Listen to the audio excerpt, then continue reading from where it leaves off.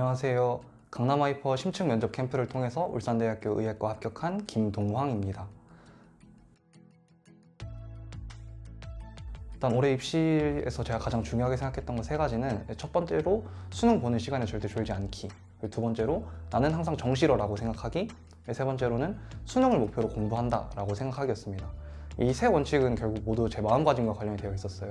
일단 우선 수능 보는 시간에 졸지 않는 거는 실제 시험장에서 졸지 않기 위함도 있었고, 거기에 더해서 이 시간에 조는 순간 내 스스로가 너무 안일해진다는 느낌을 받았습니다. 1년 내내 준비해도 부족한 시간에 이 졸고 있는 자신을 발견하면 되게 스스로가 밉다고 생각을 했고, 그래서 수능 보는 시간에 최대한 졸지 않으려고 노력했던 것 같습니다. 그리고 정시러라고 생각한 이유는 주변에서 이제 수시 준비한다고 풀어져 있다가 수능 최저를 못 맞추고 한 번 더 도전하는 경우를 제가 정말 많이 봤어서, 그럴 거면 아예 처음부터 열심히 준비하려고 나는 정시러다 라고 1년 내내 생각했던 것 같습니다. 그래서 1등급을 맞추는 것도 쉽지 않다 보니까 이 생각조차 안 했다면 아마 이런 좋은 결과를 얻어내기 쉽지 않았을 거라고 생각합니다. 수능을 목표로 공부한다는 건 이제 중간중간 모의고사 때문에 흔들리지 않기 위해서였습니다. 이제 작년에 제가 기숙학원에 다니고 있을 때 원장님께서 해주셨던 말씀이 가장 기억에 남았는데, 수능 이전까지의 모든 모의고사는 나를 평가하기 위한 목적이 아니라 내가 학습하기 위한 목적이다. 결국 나를 평가하는 건 수능이기 때문에 그 이전 모의고사에서 점수가 안 나왔다 해서 전혀 흔들릴 필요가 없다 라는 말씀을 들었던 게 가장 인상 깊었고, 그리고 차라리 지금 틀려서 낫다 라는 생각에 그런 마인드 컨트롤을 통해서 1년 동안 수능 준비를 잘 해나갈 수 있었던 것 같습니다. 일단 저는 수학이 가장 어려웠던 것 같습니다. 그래도 나름 영재학교 출신이어서 수학에 어느 정도 자부심도 있었는데, 일단 영재학교에서는 기본적으로 한 문제에 대해서 오랫동안 고민하고 또 문제도 서술형으로 풀어나가는 방식이었습니다. 근데 이제 수능은 짧은 시간 안에 내가 충분히 생각을 맞춰야 되고 또 그걸 선택형으로 이렇게 고르는 형식이다 보니까 문제 형식도 되게 어색했었고, 그리고 문제를 어떻게 풀어나가야 되는가도 제가 좀 더뎠던 부분이 있었어서 초반에 좀 그런 부분이 스트레스였습니다. 또 약간의 승부욕도 있었던지라 주변 친구들만큼은 하고 싶었는데 초반에 이제 마음만 급해서 그 부분에서도 마찬가지로 스트레스를 좀 받았던 것 같습니다. 그래도 이제 꾸준히 공부하다 보니까 6월 모의고사 이전에 1등급 받을 정도는 안정적으로 만들 수 있어서 오히려 그 승부욕이 저를 더 열심히 하게 만들어준 자극제가 아니었나 싶습니다. 학습 시간이 늘면 보통 대부분 과목에서 점수가 같이 올라갔던 것 같습니다. 수학 같은 경우는 그냥 제가 부족했던 걸 알았기 때문에 다른 과목에 거의 2배 가까이 공부 시간을 계획했고 그대로 실천했더니 점수가 쭉 올랐던 편이라서 보통은 학습 시간이 늘면 점수는 계속 잘 나왔던 것 같습니다.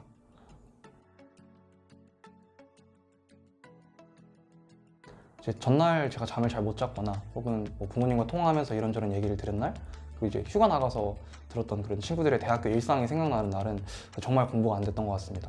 특히 이제 그 친구들의 일상을 들은 경우에 제 주변 친구들은 다들 대학 가서 축제도 즐기고 뭐 다른 친구들이랑 만나서 놀고 대학 생활을 정말 재밌게 즐기고 있다는 생각이 들었는데, 나 혼자 이 학원에서 1년 내내 외부와 차단된 상태로 있다는 생각이 정말, 그런 날은 딱 그런 생각이 들면 공부가 하기 싫어졌던 것 같습니다.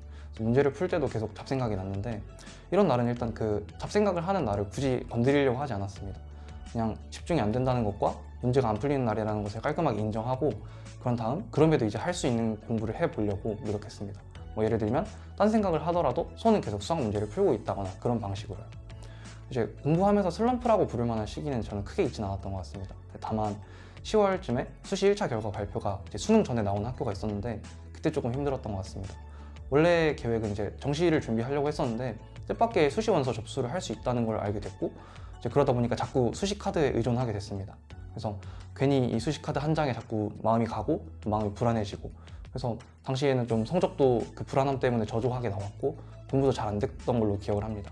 그래서 이러한 부분은 제가 혼자 해결할 수 있는 부분이 아니다 보니까 담임 선생님, 전략 담임 선생님과 상담을 진행했었습니다. 그래서 선생님께서는 제 현실을 딱 직시하게끔 해주셨고, 뭐 예를 들어서 전 1년 동안 정시를 계속 준비해왔으니까 충분히 정시로 의대를 갈 수 있는 잠재력이 있다 라는 그런 조언의 말씀도 해주셨고 또 용기를 북돋아 주셨던 것 같습니다. 그래서 그때부터 다시 마음을 다잡고 수능 공부를 계속해서 진행해 나갔던 것 같습니다.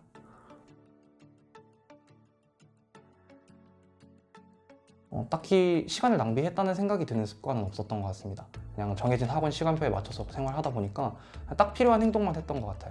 그래서 시간 맞춰서 밥 먹고 공부하고 딱 정해진 시간만큼 자는 걸 반복하니까 딱 수험생으로서 공부에만 집중할 수 있었습니다. 그리고 개인적인 생각으로는 수험생이 시간을 낭비할 만한 행동을 하는 것 자체가 조금 저는 어느 정도의 사치라고 생각을 해서 최대한 안 하려고 했던 것 같습니다.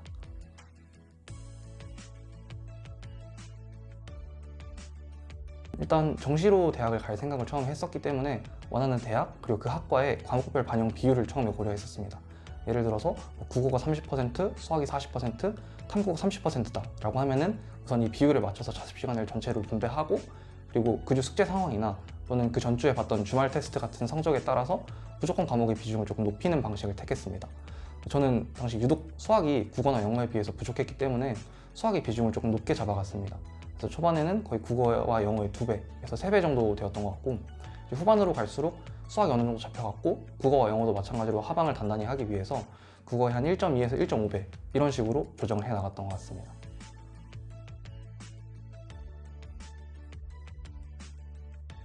저는 오답 정리 방식이 유독 기억에 남는 것 같습니다. 전략담임 선생님께서 제게 추천해 주셨던 방법인데, 지문을 처음에는 원래 풀던 방식대로 풀고 다 푼 다음 다시 돌아와서 제가 했던 사고 방식을 정리하는 방법이었습니다. 그래서 지문을 읽으면서 제가 어떤 부분이 중요하다고 생각했고 어떤 부분이 이 내용과 연결된다고 생각했는지 전부 지문 아래에 적어보고, 선지 판단하는 근거도 내가 왜 이 생각을 했지? 내가 선지에서 왜 이걸 맞다고 했고 이걸 왜 틀렸다고 했지? 이런 것들을 이제 정말 그 시험을 보면서 했던 모든 생각들을 여백에 적어놓는 방법이었습니다. 그래서 이게 도움되었던 이유는 이 과정을 통해서 지문과 선지를 일단 우선 한 번 더 읽어볼 수 있었다. 그래서 남들보다 거의 2배의 효율을 낼 수 있었다는 거.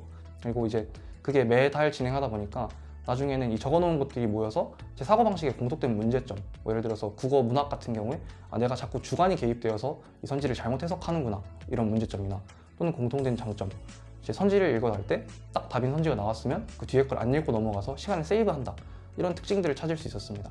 그래서 비단 국어뿐만 아니라 모든 과목에 대해서 이 방식을 적용했던 것 같은데, 그저 단순히 틀린 문제만 보고 왜 틀렸지? 이걸 생각하는 것보다 시간은 훨씬 많이 들었지만 제 걸로 만드는 건 훨씬 효과적이었던 것 같습니다.